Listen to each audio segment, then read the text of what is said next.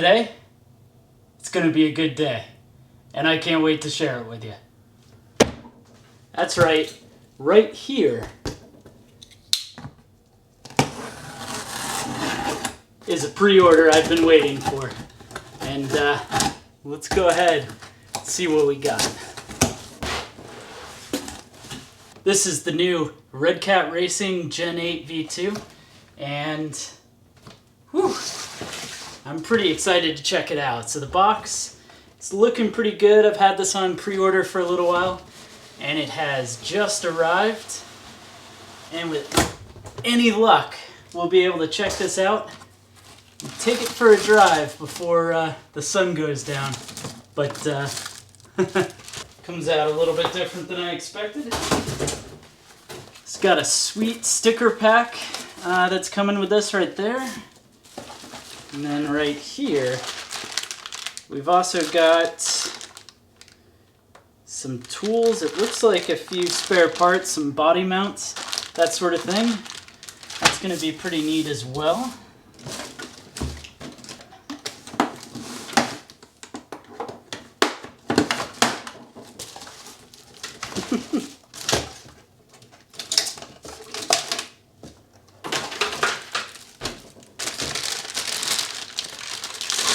And we've got a little radio controller. Awesome.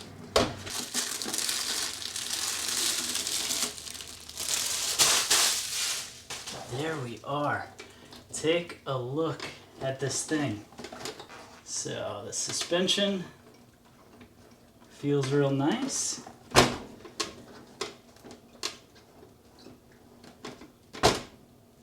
Body feels pretty nice. So I'm not going to get too far into this unit, but so you're going to have your standard controller, which is going to take 4 AA's. Put that aside. Not too much to talk here. Does feel nice enough. Comes with a little rubber around the wheel. It's nice compared to the standard foam. Looks pretty good. But this Redcat Gen8 V2 is very nice looking. I mean, that body, just check out that purple. I was really torn between doing the green or the purple, but I think on this International, the purple is the choice. Oh, and that's pretty cool. Check out the license plate, Gen8 V2. It's a nice little feature there. And then I bet if we flip it upside down, I'm not going to put it down just yet, I don't want to scrape up the body, but suspension feels really nice. Of course, we've got those portal axles on it. Got some metal links with plastic ball joints. Metal cap on the front and the rear differential, which looks pretty nice. And C-channel metal chassis looks pretty awesome, and I'm pretty psyched. Let's go ahead and pull the body off. So this body is held on by Velcro, so it should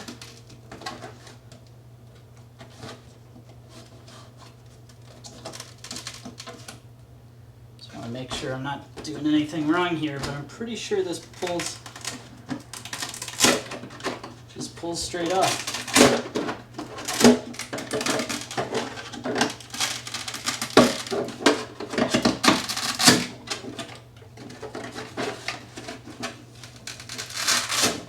Some pretty sticky Velcro, but so you've got the Velcro on there, you've got enclosed,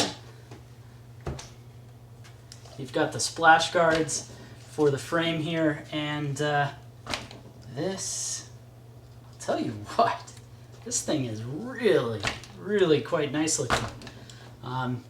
It's got good feel to it. Tires are reasonably supple here, so as we squeeze through on the tire, that's feeling pretty good. And the suspension articulation, that's looking really nice too. This goes through. Of course, all metal shocks, oil filled for sure. You've got the divorced transfer case. So if we check that out upside down, but here we're going to have a very nice suspension setup. So it's got plastic drive shafts with metal U-joints. On the end, we've got 4-bar linkage for the rear. It looks like a 3-bar up front. Of course, you've got the Panhard bar. The rear end with that 4-bar linkage feels super nice. And this has a pretty big upgrade over the old one with that Hexfly 25 kg, 25 kg servo that's on the front. It's got the Redcat Racing 550 motor, and then it's got a Hexfly speed controller here. Of course, set up with a Dean's connector and a nice tray for full-size LiPo. So be able to run this in a 2-cell, be able to run this in a 2 or a 3-cell, it says. So I think I'll try this out on 3-cell. But overall, I think this body's feeling really nice, or this chassis is feeling really nice. So let's go ahead and grab a couple quick beauty shots of the vehicle, and then we'll take it out and see how it rolls. So we've got our trail truck here. It's getting pretty dark out, but let's go ahead and flip that on. I really wish it came with lights already.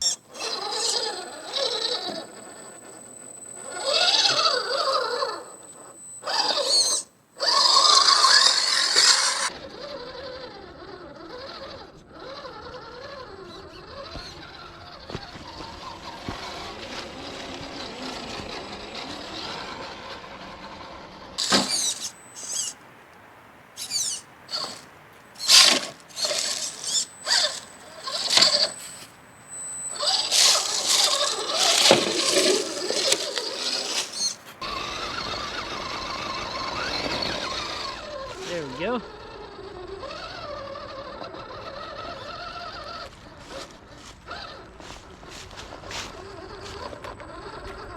Crawling.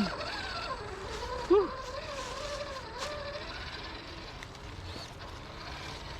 There we go.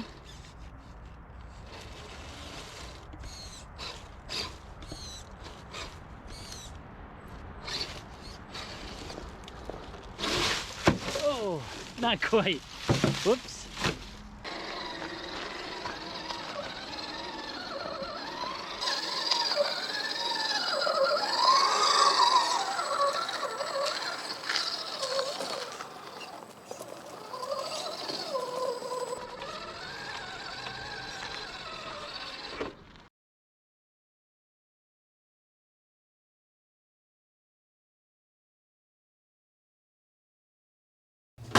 All right, there we are. We're back after the first run of the Redcat Gen8 V2, and I hope you enjoyed driving with me.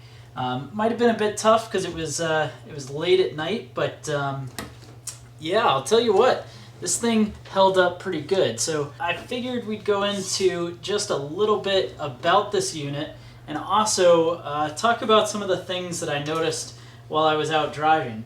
So the first thing to talk about is, while this did roll over, it seemed to handle pretty well for the crawler here. And one of the things, though, that I thought was kind of interesting was both sides, the Lexan body came out of the rock sliders. So this should be on the inside, but it got hung up enough that those came out. The other thing is the Velcro system is extremely secure. almost to the point where it's no good. I mean, it's actually a little bit tough to get this body off. You know, there might be some tricks to that. I was trying to reach in and help motivate it to come off, but I ended up deciding while I was out playing around with it that wasn't going to be the best bet. There we go. And I wish this was a bit easier, because you're going to have to do this, you know, every time that you use the vehicle, because you got to take the batteries out and that sort of thing. Hold on here a second.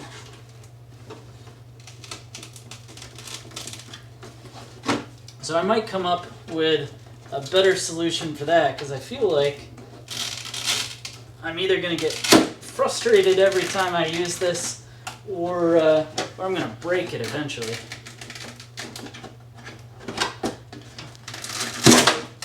I mean, if you've got a trick to make that a little bit easier, please let me know. Now, something I do like is inside of here, you can actually see that the light buckets, those are set up for lights. I believe that's the same with the rear. It is set up on the rear, and that's going to be a nice thing, because I definitely look forward to adding some lights. Driving it around at night, it was a bit of a bummer that this body didn't have lights. Otherwise, I love the clear windows. The mirrors with a little bit of reflective is pretty nice. I like our little fenders on the inside, and surprisingly, there's not that much in here. We did occasionally get some stuff in there that fell out, and there's definitely some rocks on the table. The missus will not appreciate that when it comes time to sweep, but that's okay. But worked out pretty well. Now, I used a small 3,000 milliamp hour 3-cell LiPo. It's a little small for the tray. That's okay, and in fact, I believe this tray can take a full size, so at least a 5,000 milliamp hour, and I'm sure it would do really well. Now, one of the reasons that I went after this particular one is this is basically like the Redcat Gen8 version 1, but Axe Edition. And why I say that is this has the heavy-duty portal axles, different portal axle than the original, and it's got metal gears inside of here, and the gear reduction actually happens in the axles, which is going to certainly help with frame twist. And these axles are purportedly the same as what you would have on the Gen 8 Axe Edition. And with the upgrade to that 25 kilogram servo, you know, to me, I saw this as a real budget Axe Edition. Obviously, you don't get the brushless motor, the brushless speed controller, or some of the real neat features of it, but you're getting some of the hardware upgrades in this one here. And I felt like that was a real compelling reason to jump on this as soon as I saw the pre-order. A neat thing that I think is worth mentioning is if we take a look at the suspension travel in the front end, there is a little bit of bump steer. It's not too bad, but it is noticeable. That 3-link in the front end is certainly not going to be as controlled as your 4-link in the rear, but out on the trail, it really didn't seem to be held back. A couple other small details that I like about it. Trailer hitch is already set up. It comes with a pin and this really cool Redcat logo on the rear bumper. The bumpers feel pretty nice, and if we take a look, saw it during the unboxing, there's a whole ton of stickers if that's your kind of thing. You know, plenty of neat stickers to be able to put on the unit. You know, some of those white stripes actually look pretty good when I was checking out the pictures. So with everything turned on here, got our controller. You can see, of course, fully proportional steering. You've got quite a bit of steering range. That works out pretty nice. And then let's see if we can give this thing a little bit of power.